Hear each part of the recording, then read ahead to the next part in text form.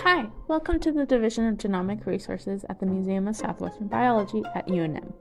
These are nitrogen tanks that are really cold, and this is our lab. That person in the lab coat, that's me. Hi, my name is Sofi Zamora, and I'm a senior at Amy Beale High School. I am also a huge nerd. My qualifications for calling myself a nerd? I have the periodic table of elements painted on my wall. When I was a little girl, I wanted to be a doctor. Growing up with a few health problems that had yet to be diagnosed, I wanted to make sure that other people didn't experience the same thing. I wanted to help people. That very quickly went out the window, though, when I found out I had to talk to people. So I turned to science, where I could stay in a lab all day and play with colorful chemicals and wear lab coats and goggles. As I got older and gained access to the internet, I realized that my interest was not in chemistry, but rather in biology, specifically genetics. Even so, my interest in chemistry never faded completely, hence the table on my wall.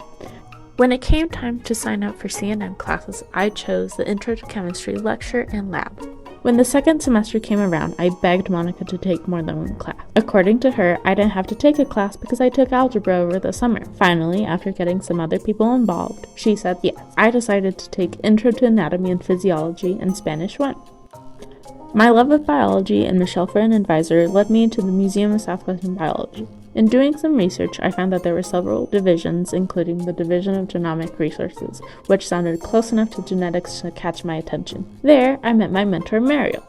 This is a research natural history collection on campus that serves the UNM and scientific community. My main job was to go through samples in this freezer, which was mostly unorganized, and put them in boxes with barcodes. I would then upload the data to an Excel file in Arctos, our database. I would also write down the information in the written records. These samples were from the Albuquerque Biopark and zoos associated with the Mexican Wolf Conservation Project. Doing this allowed my mentor to dedicate more time to other things, such as looking for missing samples and fighting with the programmer so that I could have editing privileges in Arctos. Once I had reached a pretty good stopping point in my secretarial duties, aka my goal of organizing the freezer, I was promoted to a lab. My role here was taking tissue samples and cutting them into small pieces so that I can put them in vials. Most of the time, the tissue would be in a bag with a number and species of animal.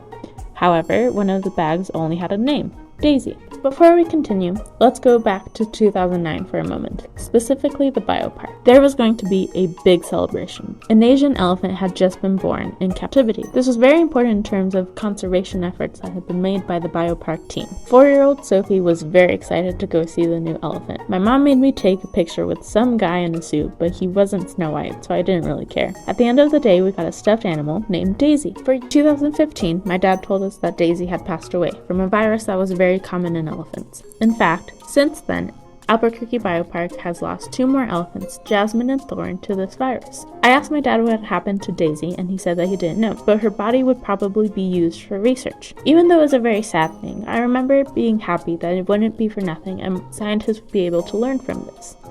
Now, as I stared at the bag labeled Daisy, I looked up news articles from 2015 as to not get ahead of myself. The news articles only confirmed it, however. This was the same Daisy I had seen 14 years prior.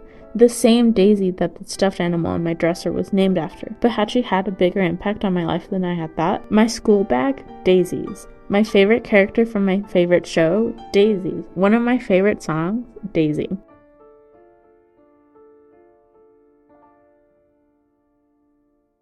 In sharing my findings with my mentor, she reminded me that I was now one of the aforementioned scientists. I was now responsible for turning the sad thing into the happy thing. In all of my time at the museum, I realized that my work would have an impact on research, but it wasn't until it got personal that it really hit me. There were over 1,000 samples that had been uploaded and could be used for research by scientists all over the world. And this data would still have been uploaded eventually by other volunteers such as Sabrina, but because of my work, it was made accessible sooner. After all of this, I realized what I had to do. I had to make sure that I was the one who processed Daisy's body and that it could be used for research, so that scientists could learn more about this virus and hopefully save more elephants. I also realized that I wanted to be the one doing the research, not necessarily in animals, but I wanted to learn about viruses and bacteria and vaccines. I had finally found a way of helping people that combined my love of science and my lack of social ability, and it probably would not have happened had it not been for Daisy.